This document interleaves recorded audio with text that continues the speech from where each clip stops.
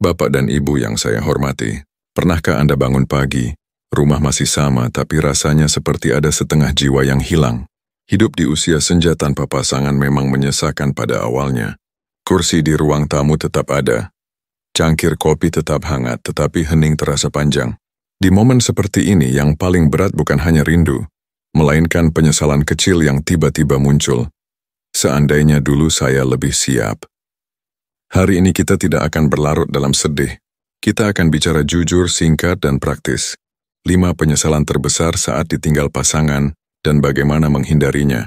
Sebelum lanjut, saya ingin mengenal Bapak dan Ibu lebih dekat. Tinggal di mana saat ini? Jakarta, Surabaya, Bandung, Yogyakarta, Medan, Makassar, atau kota kecil yang penuh kenangan? Tulis di komentar ya. Dengan saling menyapa, kita seperti duduk di ruang tamu yang sama. Hanya berbeda jarak.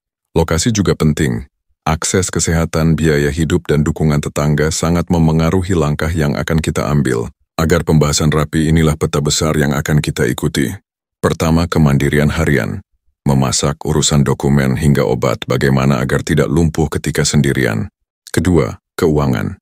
Menata arus uang, akses rekening, dan dana darurat agar tidak bergantung penuh pada anak. Ketiga, kesehatan. Menjaga tubuh tetap kuat dengan cara sederhana namun konsisten. Keempat, jaringan sosial. Mencegah sepi menjadi sakit, membangun lingkar pertemanan yang sehat. Kelima, batin dan iman. Menata hati agar duka tidak berubah menjadi putus asa. Pegang prinsip ini sejak awal. Siap itu lebih ringan daripada menyesal. Kita akan menjaga nada tetap optimis, langkah-langkahnya konkret, dan bahasanya mudah dipraktikkan oleh Bapak dan Ibu. Tidak perlu sempurna, yang penting mulai.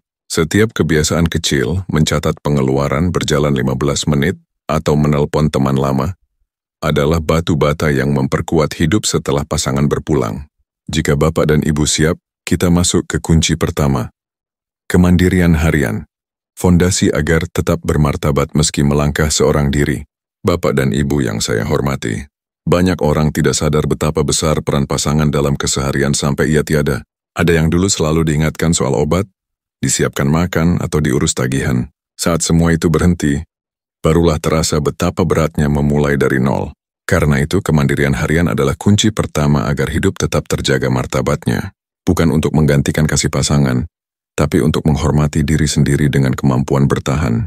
Coba bayangkan, seorang istri yang selama ini hanya menerima uang bulanan, kini harus berhadapan dengan ATM dan tagihan listrik. Atau seorang suami yang dulu tinggal duduk di meja makan, kini harus belajar menanak nasi sendiri. Situasi seperti ini bukan sekadar tentang pekerjaan rumah, tetapi tentang harga diri.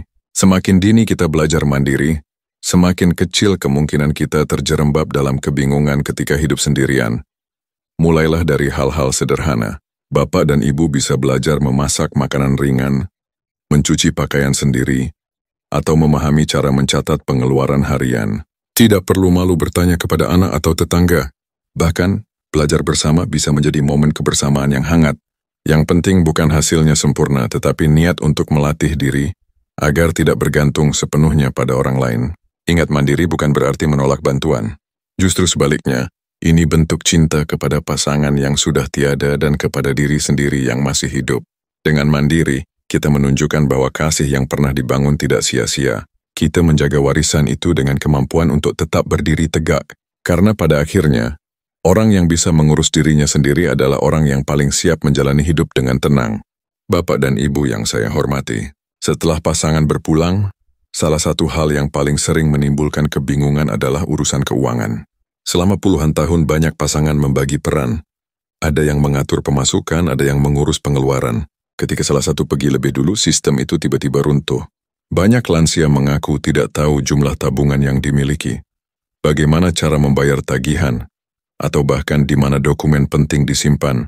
Akibatnya, muncul rasa panik dan ketergantungan yang membuat hidup terasa berat. Padahal ketenangan di usia senja tidak hanya datang dari kesehatan, tapi juga dari rasa aman secara finansial. Kita tidak perlu kaya raya untuk tenang, tapi perlu tahu bagaimana mengelola yang ada. Belajarlah mencatat setiap pemasukan dan pengeluaran, sekecil apapun. Jika selama ini urusan bank dipegang pasangan, mintalah bantuan anak atau pegawai bank untuk menjelaskan ulang. Simpan dokumen penting seperti kartu ATM, rekening pensiun dan surat warisan di tempat aman namun mudah dijangkau. Hal-hal sederhana ini bisa mencegah banyak kekacauan di kemudian hari. Saya pernah bertemu dengan Pak Hasan, seorang pensiunan 70 tahun yang sempat kebingungan setelah istrinya meninggal. Semua tagihan listrik, air, dan BPJS dulu diurus istrinya. Setelah beliau tiada, Pak Hasan sempat 2 bulan tidak membayar apa-apa karena tidak tahu caranya. Tapi ia tidak menyerah. Ia belajar perlahan dari cucunya tentang cara membayar tagihan lewat HP. Kini setiap tanggal 5 ia bangga bisa melakukannya sendiri. Rasanya seperti muda lagi, katanya sambil tersenyum. Bapak dan Ibu, menata keuangan bukan hanya tentang angka di kertas, tapi tentang rasa percaya diri. Ketika kita tahu apa yang kita punya dan apa yang harus dilakukan, hidup terasa lebih ringan. Kemandirian finansial memberi ruang bagi harga diri. Jadi mulai hari ini, mari belajar memahami alur keuangan pribadi, sedikit demi sedikit sampai akhirnya kita bisa berkata dengan tenang, saya mungkin sendiri, tapi saya mampu menjaga diri. Bapak dan Ibu yang saya hormati, ketika pasangan masih ada, kita sering tidak terlalu khawatir tentang tubuh sendiri. Ada yang selalu mengingatkan untuk minum obat, menyiapkan makanan sehat, atau sekadar menegur saat lupa istirahat. Namun setelah pasangan tiada, semua itu lenyap. Tidak ada lagi suara lembut yang berkata, jangan lupa sarapan. Saat itulah banyak lansia mulai sadar bahwa menjaga kesehatan tidak bisa ditunda. Karena sekarang, tanggung jawab itu sepenuhnya ada di tangan sendiri. Tubuh yang sehat bukan hanya soal panjang umur, tapi tentang kemandirian. Dengan tubuh kuat, Bapak dan Ibu bisa tetap melakukan aktivitas tanpa merepotkan siapapun. Tidak perlu olahraga berat. Jalan kaki pagi 20 menit, menyapu halaman atau berkebun sudah cukup menjaga sendi tetap lentur. Yang penting dilakukan rutin. Jika lutut mulai nyeri atau napas terasa pendek, jangan abaikan. Periksakan diri lebih awal. Karena penyakit kecil di usia muda bisa berubah besar di usia senja bila dibiarkan. Selain itu, perhatikan makanan. Banyak orang tua mengira makan banyak berarti sehat, padahal yang penting adalah makan tepat. Kurangi garam, gula, dan lemak. Perbanyak sayur, buah, dan air putih. Hindari kebiasaan melewatkan makan karena malas memasak. Jika perlu, siapkan stok bahan sederhana seperti sayur bening, telur, atau bubur yang bisa dibuat cepat. Dengan menjaga pola makan, Bapak dan Ibu bukan hanya merawat tubuh, tetapi juga menjaga semangat hidup. Ingatlah, tubuh kita bukan lagi sekadar alat bergerak, tapi sahabat sejati di masa tua. Saat pasangan sudah tiada, tubuhlah yang menemani setiap pagi dan malam. Rawatlah ia dengan penuh hormat. Dengarkan ketika ia lelah, beristirahat ketika perlu. Karena semakin kita menyayangi tubuh sendiri, semakin besar pula peluang kita menjalani masa tua dengan damai dan bermartabat. Bapak dan Ibu yang saya hormati, setelah pasangan berpulang, banyak orang merasa dunia tiba-tiba mengecil. Rumah yang dulu ramai kini sunyi, suara tawa berganti hening, dan waktu berjalan lebih lambat dari biasanya. Kesepian ini bukan hal sepele. Ia bisa membuat tubuh cepat lelah, pikiran murung, bahkan menurunkan daya tahan. Namun kabar baiknya, kesepian bisa dicegah, bukan dengan mengisi waktu secara asal, tapi dengan membangun hubungan sosial yang sehat dan bermakna.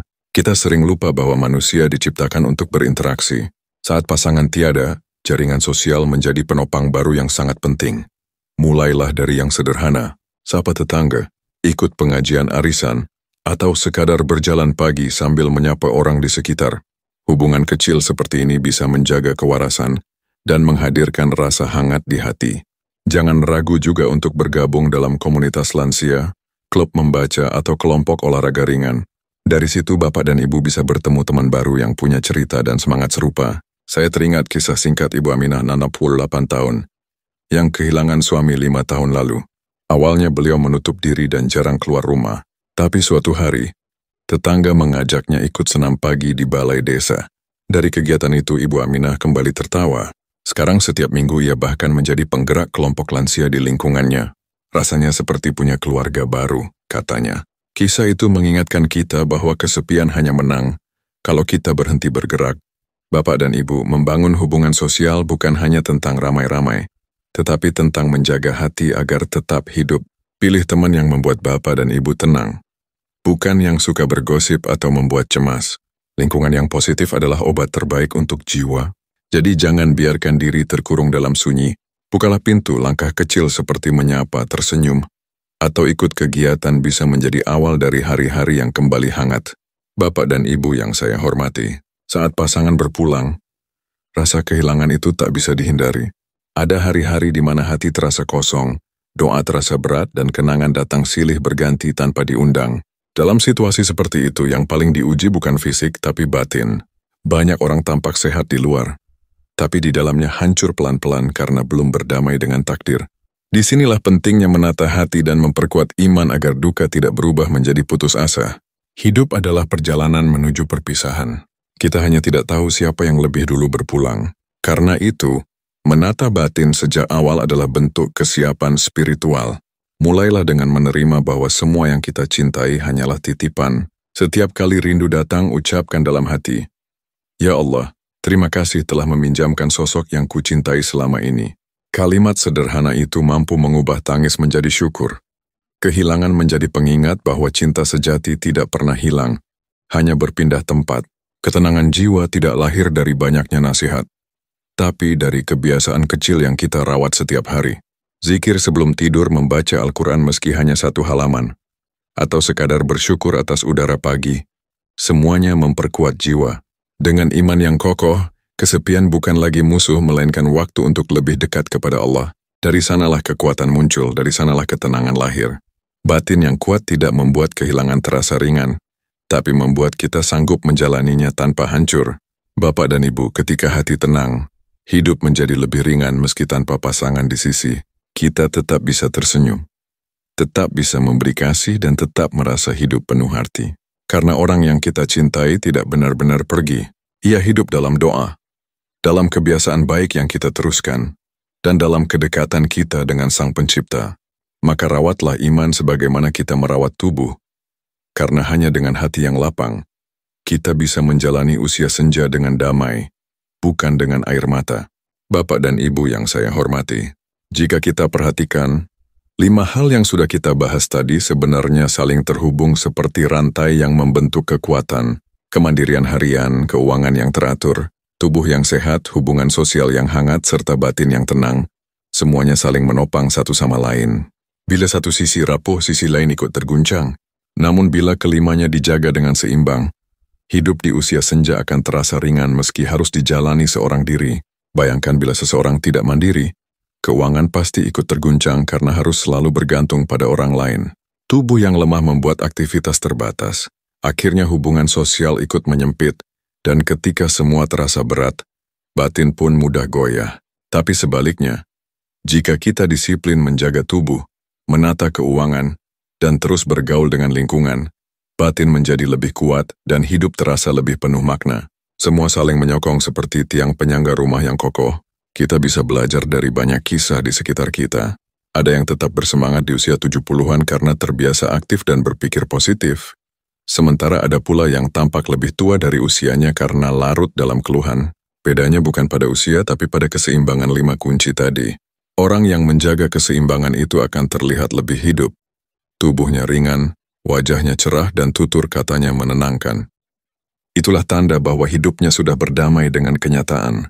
Bapak dan Ibu, hidup di usia senja tanpa pasangan memang ujian besar, tapi bukan akhir segalanya. Justru disinilah seni kehidupan dimulai. Bagaimana kita menyusun kembali keseharian dengan mandiri, menata ulang arah hidup, dan menemukan makna baru dalam kesederhanaan. Selama 5 kunci itu dijaga, maka kita tidak akan roboh oleh waktu. Karena kebahagiaan di usia tua bukan datang dari siapa yang menemani, tapi dari bagaimana kita mampu menjaga keseimbangan antara tubuh, pikiran, dan hati. Bapak dan Ibu yang saya hormati, kadang pelajaran terbesar datang bukan dari teori, tapi dari kisah nyata yang terjadi di sekitar kita. 2 orang dengan usia hampir sama bisa menjalani masa tua yang sangat berbeda, tergantung seberapa siap mereka menghadapi hidup sendirian. Kisah Bu Aminah dan Pak Hasan adalah contoh yang nyata dan penuh makna tentang arti kesiapan itu. Bu Aminah, 68 tahun, ditinggal suaminya 5 tahun lalu. Banyak yang sempat khawatir, karena selama menikah beliau terlihat sangat bergantung pada suami. Namun kenyataannya berbeda. Sejak muda, Bu Aminah sudah belajar mandiri. Ia tahu cara mengatur keuangan, memasak, bahkan memperbaiki peralatan rumah sederhana. Setelah suami tiada, ia tidak terpuruk.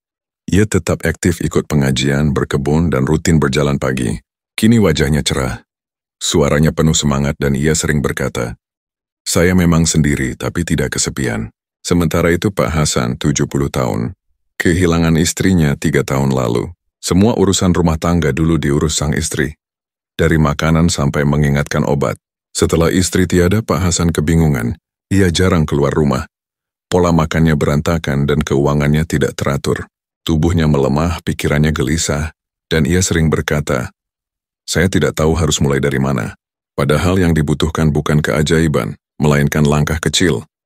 Belajar kembali merawat diri dan menata hidup. Bapak dan Ibu, dua kisah ini menunjukkan satu hal sederhana tapi penting. Kesiapan tidak bisa ditunda. Hidup di usia senja tanpa pasangan bisa menjadi masa penuh kekuatan seperti Bu Aminah, atau masa penuh kesulitan seperti Pak Hasan. Bedanya hanya satu, persiapan. Selama kita mau belajar, beradaptasi, dan terus bergerak, masa tua tetap bisa dijalani dengan martabat, meski langkah harus ditempuh seorang diri. Bapak dan Ibu yang saya hormati, banyak orang berpikir perubahan besar hanya bisa dilakukan di usia muda. Padahal di usia senja, perubahan kecil justru memiliki dampak paling besar.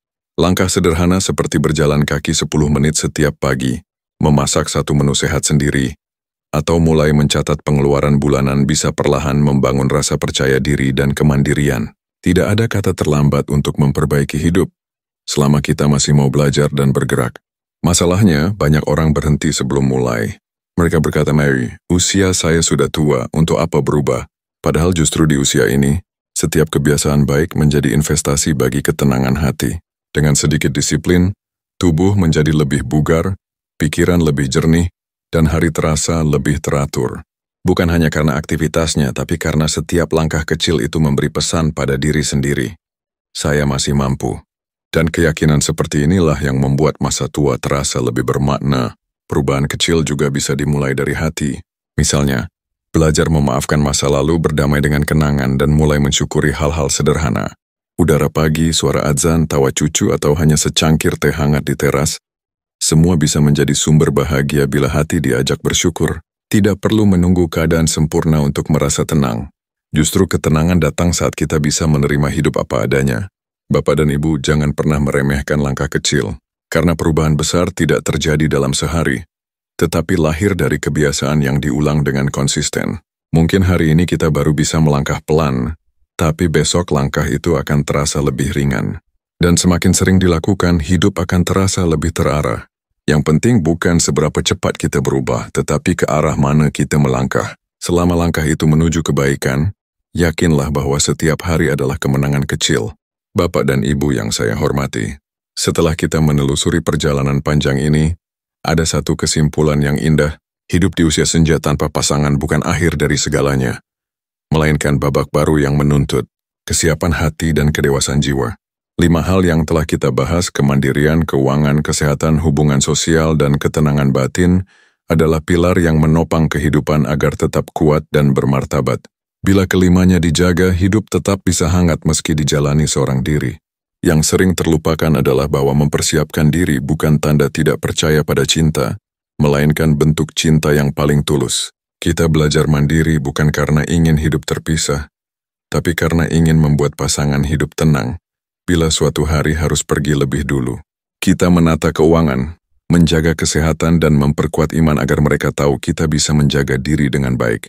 Itu bukan keegoisan, itu kasih yang matang, kasih yang bertanggung jawab. Bayangkan jika suatu hari pasangan berpulang dan kita bisa berkata dengan tenang, "Terima kasih sudah menemaniku sejauh ini. Sekarang biarlah aku melanjutkan dengan kuat." Kalimat sederhana itu adalah bukti kesiapan. Bukti bahwa cinta yang kita bangun tidak berhenti di dunia, melainkan terus hidup dalam doa, kenangan, dan ketabahan yang kita rawat setiap hari. Karena sejatinya, pasangan tidak benar-benar pergi. Ia tetap hidup di dalam setiap kebaikan yang kita teruskan. Bapak dan Ibu, kehidupan di usia senja adalah kesempatan untuk memperlihatkan kebijaksanaan sejati. Bukan tentang siapa yang pergi lebih dulu, tapi bagaimana kita memilih untuk tetap tegar setelah kehilangan. Siapkan diri dengan tenang, jalani hari dengan syukur. Dan percayalah, selama hati dijaga, cinta tidak pernah berakhir. Cinta hanya berubah bentuk, dari kebersamaan di dunia menjadi doa yang terus menyala di langit.